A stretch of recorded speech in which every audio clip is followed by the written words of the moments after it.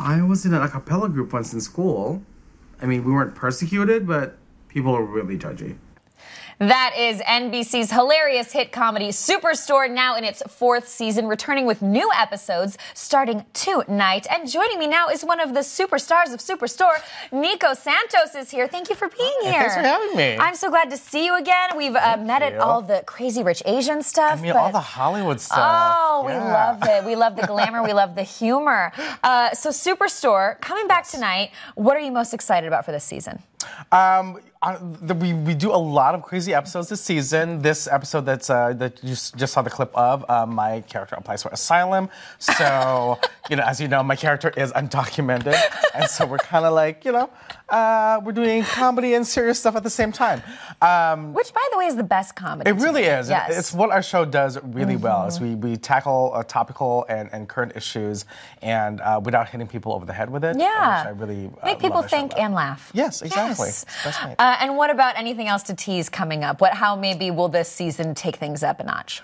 I can't reveal anything, but I just the creator of the show just told me what the finale is going to be, and it's going to be crazy. How much fun do you guys have doing it together as a cast? The best. It really is the best time, the best people to work with. And going to season 4, we're still like hanging out. We still love each other. Nobody is like, everybody gets along, and that's the crazy part about it. It's like, when we filmed the pilot, the crew was just like, have you guys all worked together before? We're like, no, it's the first time. We're just vibing. Yeah, exactly. Love it. It's been like that from day one. Sometimes you just connect, and that's why you're now in season 4 and just picked up for season 5. I mean, how good does that feel? Listen, it's nice to have a job next year. I'm very happy. Yay for employment. Yes, and not at a store. You're a working actor. I mean, yay for being a working actor. I used to work retail, so I'm glad. You've been through it. Yes, I have. Okay, so you guys are so close as a cast. Last cast member you texted, who was it? Nicole. What did you guys talk about? We were talking about Hollywood, like manager stuff. It's so Hollywood, it is. Yeah. And what maybe has changed, if anything, do you think about like working on the show from season 4 beginning? It's just now, it's like life, life evolves. So now, like, America has a kid, and Ben has a kid, Colton has a kid. So, like, our lives are sort of like moving forward. I have a boyfriend now. It's just like we're doing career and love stuff, and it's great. Did those babies come on set? Yes, they do. Aww. I mean, it just brings so much joy. I mean, like, babies are just so much fun anyway. Yeah. And we have fun on set to begin with, but, like, throw a baby in the mix, and we're just like, ugh. Do you guys are you guys like jumping in, helping do some daycare moments during filming? Yes, absolutely.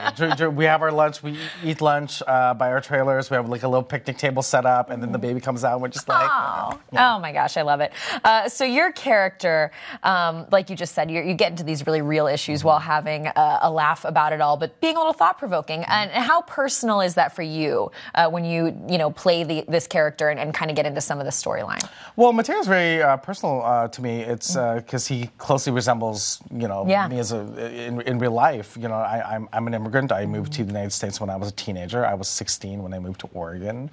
Of all places. Of all places. From the Philippines to Gresham, Oregon. Were you like, you're like, what is this? Oh, so I grew up watching American television, and I still thought that my high school was going to be like Beverly Hills 90210. Okay. And I showed up, and it was just like, just a regular high school. Yeah. And I was like, but I remember being so excited that I had a locker. I was like, this is so American. I have a locker.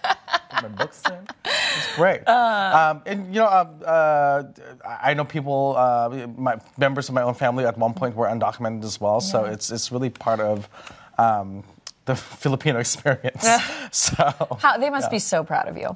My mom is just, oh my gosh, she's over the moon. She had no idea how Hollywood worked when I first got started in the business. Yeah. Like the first time I did a movie with one scene and 2 lines, she was like, oh, you must have been paid $50,000 for that. Like, no, that's not how this business works, Mom. Just means you won't have to pay my phone bill this month. Well, have you been able to spoil her a little bit? Like, are there any things you've gotten for your parents or other family members? Yes, I got her a Bottega Veneta bag for Mother's Day. So she's been wanting like a Bottega bag. So I'm like, let me get you a little. And then she was really proud of you. Yes, but now that we have season 5, she's like, when are you buying a house? You need to buy 2 house sets, one for me, one for you.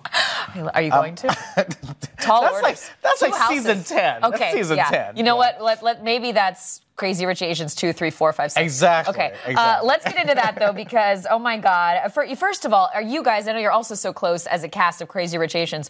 Are you already feeling like, oh my God, how long are people going to be asking us about these sequels? Because I know you haven't even started filming yet, and I'm sure people are peppering you constantly. Every red carpet I go to, people are just like, or any fan that sort of like interacts with me on the street is asking like when the sequel's coming out, and all I know is it's being written. Yes. You know, John Chu is attached to direct. The producers told me you guys are filming them back to back just for scheduling. I think that's the plan. Yeah. But you know, we're really excited. We can't wait to come back. So I hope that we film it sooner than later because we can't wait. You and I were just talking about this. I did the junket and the premiere for that movie, and at the premiere, everybody was decked out. The watches, the diamonds, everything. Fashion. Do you think in the sequels, the content, the fashion, the jewels, all the luxuriousness will be like on a whole other level now the first movie was such a hit? I think it's going to be on a whole nother level because when we filmed the first movie, people were kind of like, you know, like they knew the novel, but they just were kind of like, what is this movie? We'll see what happens. Yeah, okay, yeah. But now that it was, you know, such a runaway hit, people are going to be like clamoring to get their stuff in the movie. By the way, I was so bummed. I wanted more Oscar noms for Crazy Rich Asians, but I was glad everybody was at the Oscars. Listen, I mean, like we were disappointed we weren't nominated for an Oscar, but there's such a bigger takeaway from the success of the film and the way it affected not only the Asian community, but everybody really sort of related to the movie and, and its characters and what it did for diversity and representation in the industry. That's the big win. That's our Oscar. Oh, 100%.